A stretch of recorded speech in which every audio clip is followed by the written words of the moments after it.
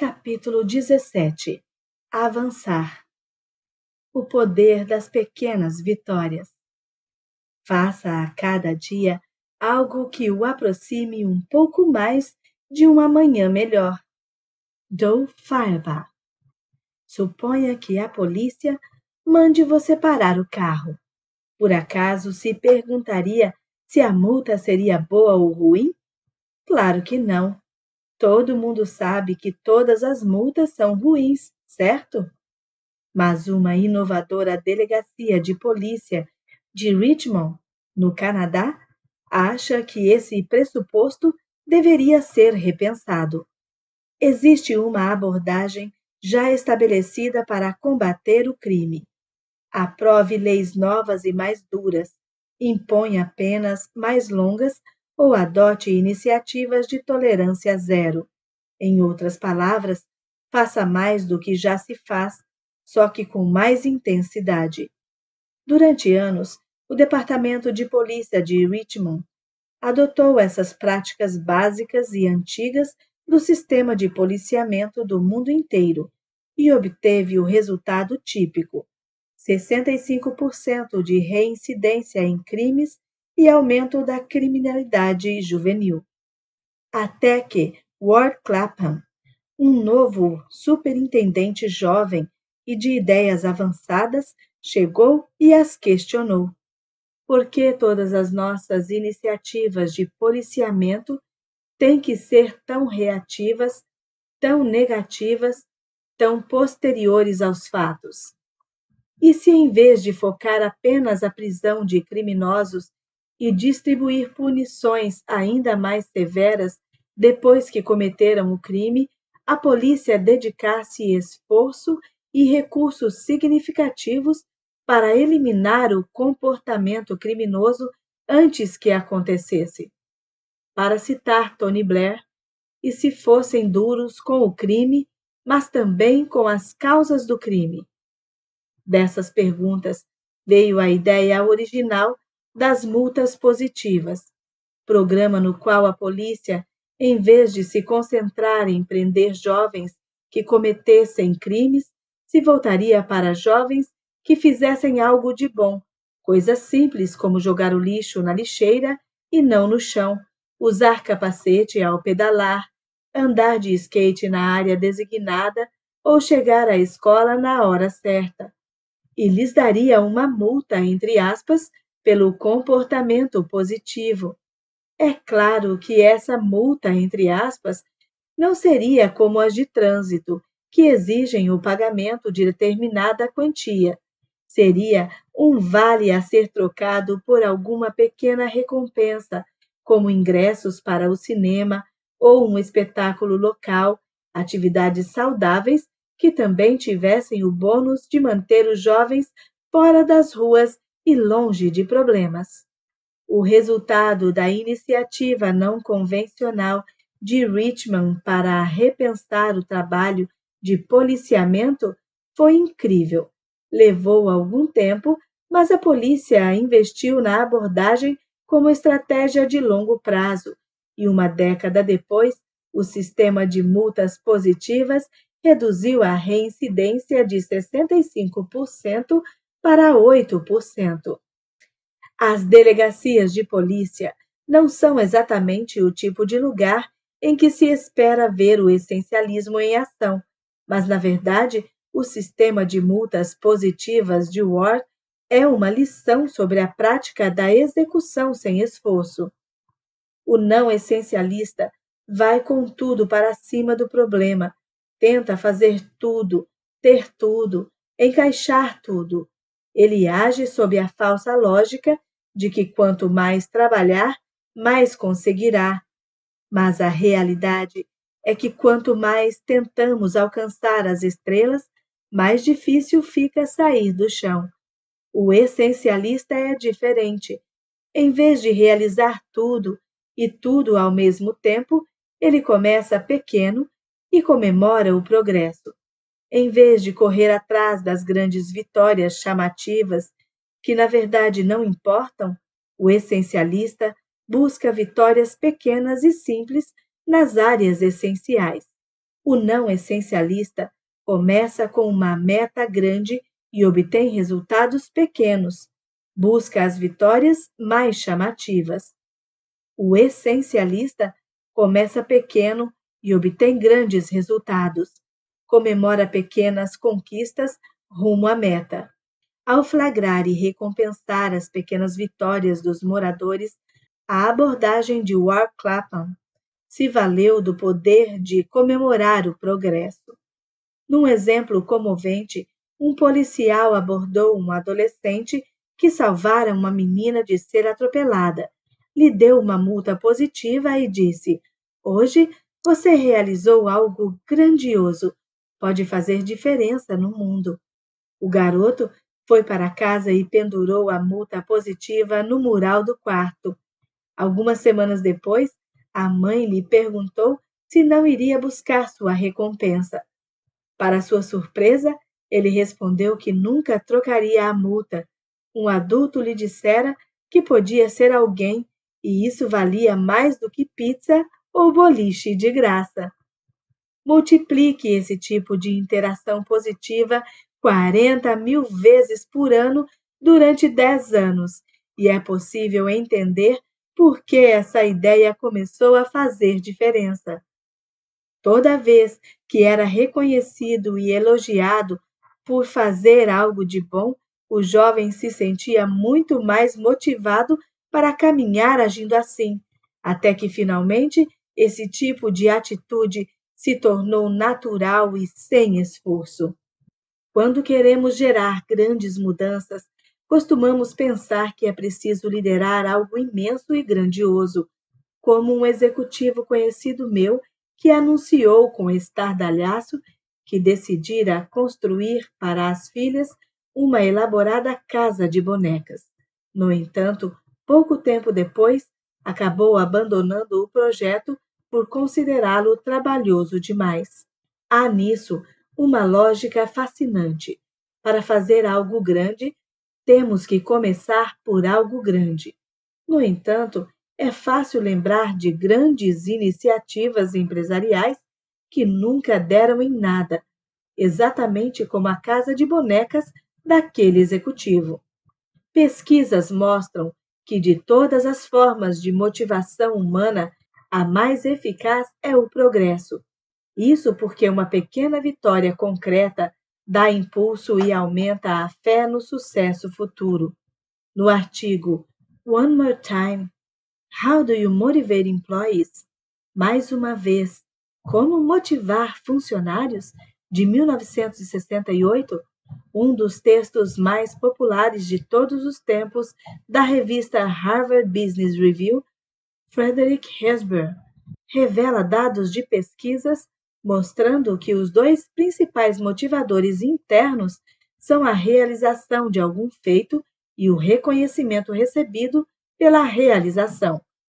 Mais recentemente, Teresa Amabile e Steven Kramer reuniram registros de diários de centenas de pessoas anônimas sobre milhares de dias de trabalho.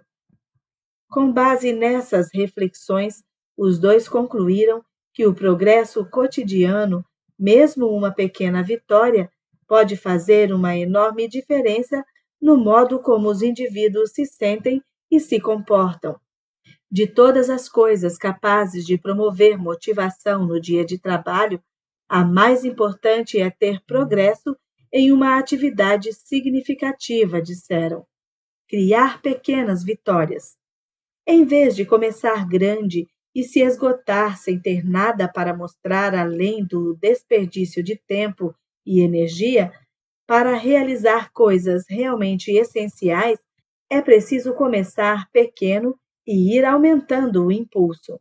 Então, é possível usar esse impulso para trabalhar rumo à próxima vitória, depois a seguinte e assim por diante, até haver um avanço significativo.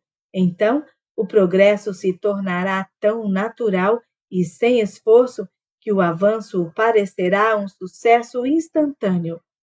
Como escreveu Henry B. Eyring, ex-professor e educador da Universidade de Stanford, minha experiência me ensinou o seguinte sobre o aprimoramento de pessoas e empresas: o melhor lugar para buscá-lo é nas pequenas mudanças que podem ser obtidas naquilo que se faz com frequência. Há poder na constância e na repetição. Quando almocei com o Dr. Phil Zimbardo, ex-presidente da Associação Americana de Psicologia, eu o conhecia principalmente como o criador do famoso experimento da prisão de Stanford. No verão de 1971, Zimbardo selecionou alunos saudáveis de Stanford, distribuiu entre eles os papéis de carcereiros e presos e os trancou numa prisão improvisada no porão da universidade. Em poucos dias, os prisioneiros passaram a manifestar sintomas de depressão e estresse extremo, enquanto os carcereiros começaram a agir de maneira cruel e sádica. O experimento foi encerrado antes do prazo por razões óbvias. A questão é que o mero fato de serem tratados como prisioneiros e carcereiros criou no decorrer de poucos dias um impulso que levou os participantes a agir como tais. O experimento da prisão de Stanford é lendário e muito se escreveu sobre suas inúmeras implicações. Mas eu queria saber o seguinte: se apenas o fato de serem tratados de certa maneira condicionou aqueles alunos de Stanford a adotar aos poucos os comportamentos negativos, será que o mesmo tipo de condicionamento funcionaria com comportamentos mais positivos? Na verdade, hoje, Zimbardo tenta realizar um grandioso experimento social nessa linha, chamado Projeto da Imaginação Heróica. A lógica é aumentar a probabilidade de alguém agir com coragem, ensinando-lhe os princípios do heroísmo. Ao estimular e recompensar atos heróicos, Zimbardo acredita que podemos, de forma consciente e deliberada, criar um sistema no qual atos heróicos finalmente se tornem naturais e sem esforço. Temos escolha. Podemos usar nossa energia para criar um sistema que torne fácil a execução de ações produtivas, ou podemos nos resignar com um sistema que, na verdade, dificulta a produtividade. O sistema de multas positivas de Ward adotou a primeira linha e deu certo. Somos capazes de aplicar o mesmo princípio às escolhas que fazemos ao projetar sistemas na vida. Eu e Ana, minha mulher, tentamos incorporar essas ideias ao sistema de criar filhos. Em certo momento, ficamos preocupados com o tempo que as crianças passavam diante de telas. Somando televisão, computador, tablets e celulares, fica fácil demais perder tempo com entretenimento não essencial. Mas, naturalmente, nossa tentativa de fazê-los mudar de hábito provocou atrito. As crianças sempre reclamavam quando desligávamos a televisão ou tentávamos limitar o tempo de tela. E nós, como pais, tínhamos que policiar a situação conscientemente, o que nos afastava de fazer o que era essencial. Então, criamos um sistema de fichas. As crianças recebiam 10 fichas no início da semana. Podiam trocar cada uma por meia hora de tela ou 50 centavos no final da semana, num total de $5 ou 5 horas de tela por semana. Quem lesse um livro durante meia hora ganharia uma ficha a mais, que poderia ser trocada por tela ou dinheiro. O resultado foi incrível. Da noite para o dia, o tempo de tela caiu 90%. A leitura aumentou na mesma proporção e o esforço geral que despendíamos para policiar o sistema despencou.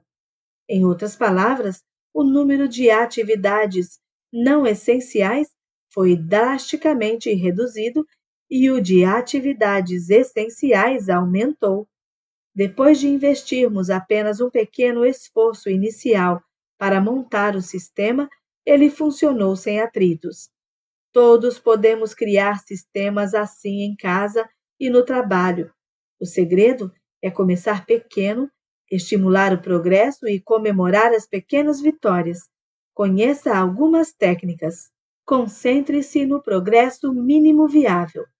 Uma crença comum no Vale do Silício é: concluído é melhor do que perfeito.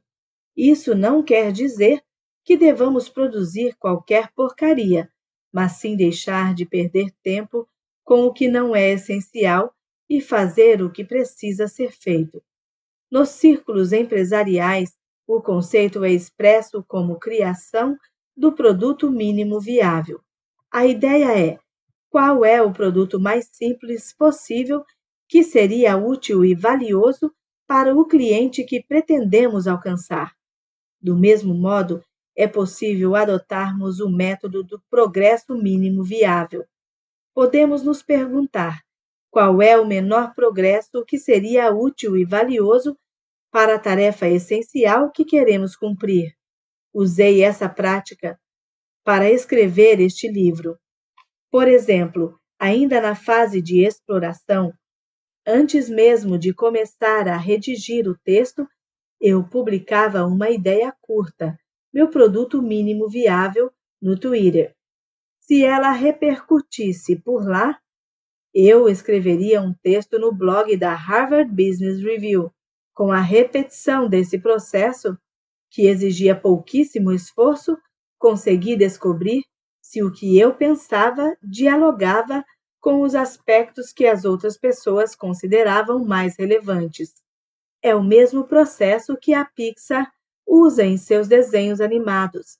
Em vez de começar com roteiros, eles partem de storyboards ou, como se costuma explicar, a versão em quadrinhos do filme. Vão experimentando ideias e vendo o que dá certo. Fazem isso em pequenos ciclos centenas de vezes. Depois, mostram um filme a pequenos grupos para receber feedback. Isso lhe permite aprender o mais depressa possível com o mínimo de esforço. Como disse John Lasseter, diretor de criação da Pixar e agora da Disney, na verdade, não terminamos nossos filmes, nós os lançamos. Faça a preparação mínima viável. Existem duas maneiras de abordar uma meta ou um prazo importantes. Pode-se começar cedo e pequeno ou grande e tarde. Tarde e grande significa realizar tudo na última hora, virar noites e fazer acontecer. Cedo e pequeno quer dizer começar quanto antes com o mínimo investimento possível de tempo. Muitas vezes, 10 minutos investidos num projeto ou numa tarefa 2 semanas antes do encerramento do prazo podem evitar muito estresse e correria frenética de última hora. Pegue uma meta ou um prazo que terá que cumprir e pergunte-se: qual é o mínimo que posso fazer agora mesmo para me preparar? Um líder e palestrante extremamente inspirador explicou que seu segredo é começar a elaborar as palestras 6 meses antes. Ele não prepara o discurso inteiro, só começa. Se você tiver uma apresentação para fazer daqui a algumas semanas ou alguns meses, abra um arquivo de texto agora mesmo e passe 4 minutos listando ideias. Depois, salve e feche o arquivo. Não leve mais do que 4 minutos. Apenas comece. Uma colega de Nova York usa um truque simples. Sempre que ela agenda uma reunião ou um telefonema, leva exatos 15 segundos para listar os objetivos principais. Assim, no dia marcado, quando se senta para preparar as questões a serem tratadas, pode consultar sua lista. Não é preciso planejar toda a pauta da reunião. Apenas alguns segundos de preparação geram resultados valiosos. Recompense visualmente o progresso. Muitos pais e professores usam como método de reforço positivo um quadro ou mural em que vão colocando uma estrelinha cada vez que a criança faz alguma coisa que eles gostariam de encorajar.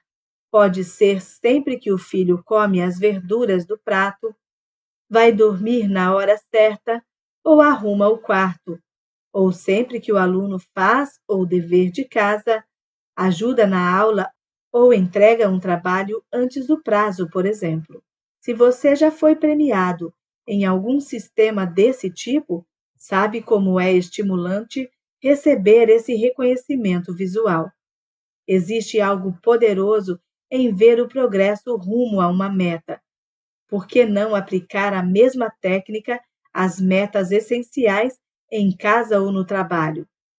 Quando começamos pequeno e recompensamos o progresso, acabamos conseguindo mais do que quando estabelecemos metas grandes, elevadas e muitas vezes impossíveis. Como bônus, o ato de reforçar positivamente o sucesso nos permite obter mais satisfação e prazer com o processo.